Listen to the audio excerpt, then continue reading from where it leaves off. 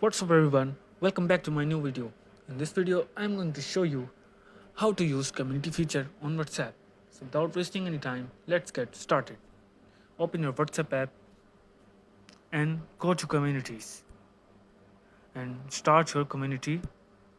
Click on get started. Name whatever you want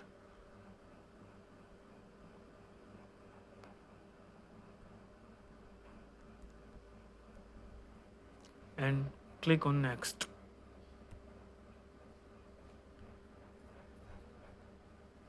And add the group, or you want to create a new group, then create a new group.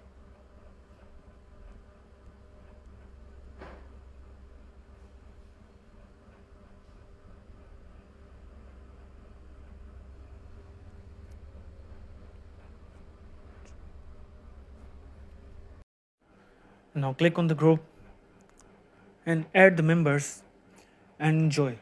Thanks for watching this video. Subscribe my channel, like my video.